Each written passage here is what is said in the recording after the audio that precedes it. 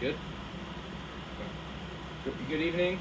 My name is Jesse Ferguson, and I'm here to give you a speech on why we should stop raising minimum wage.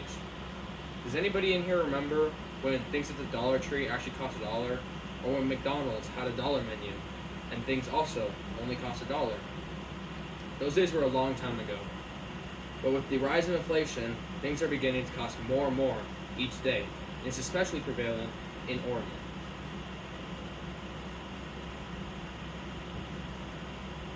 One of the main reasons for the rise of inflation is in Oregon is because we keep increasing our minimum wage each year, and they plan on continuing to increase that wage as the years go by. And my solution to this issue is to stop raising it because it's hurting our economy, or maybe we should get rid of it and it might make prices go down. This is a graph of how the prices are increasing each year in Oregon.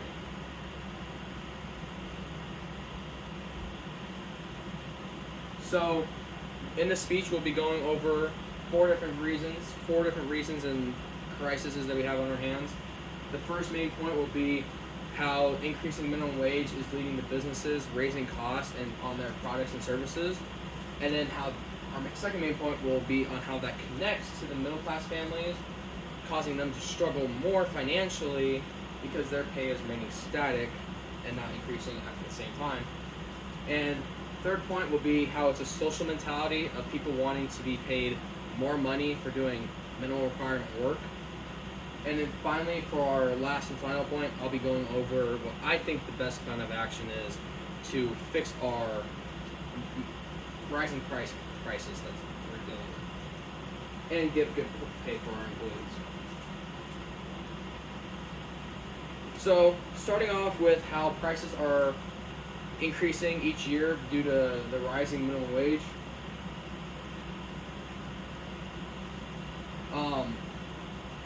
The Oregon's Bureau of Labor and Industries stated that minimum wage will increase again in July in Portland area to $15.95 per hour, and in non-urban and rural areas it will be $14.20 and $13.20. The same website also said that in 2016 it was $9.25 an hour, and in 2023 the most recent update is it was $14.20 an hour, which is about a $5 increase, which ended up being, when I calculated the math, was about a 50% increase in wages. A chart from Charlie Vilelo shows inflation from 2014 to 2024 and how the prices are rising along with and how it connects to the minimum wage rising as well. As we can see, actual inflation only has gone up by 31%, but businesses like McDonald's have gone up by almost 100% and have nearly doubled their prices, which is crazy. Starbucks and Subway are down here pretty close to it. Moving on to our second main point, we're talking about how it's hurting the middle class families and how their dollars are not going as far as they used to. The Economic Policy Institute shows that from 2019 to 2023, that the lower income wages have increased by 12%, while the middle class have only increased by 3%. And with the prices increasing, we showed, businesses are also increasing their prices. And the reason why this is hurting the middle class families is because their wages aren't increasing as fast as minimum wage, and they can't keep up with the businesses compensating for that. For example, say the middle class family was paying $100 on their grocery bill, and now they had a 10% increase because the wages for the lower class families had a 10% increase. They are now struggling to get that 10% increase because they're Can you press the button real quick? Where's the button? They are struggling more financially because their wages are not increasing at the same rate as the lower class individuals. So once again, their dollars are not going as far, making them considered more poor and widening the gap between rich people and poor people, which causes economic inequality, which is not good. On to our third main point is why it's a society issue, on why people think that they need to be paid more money while working a minimal requirement job.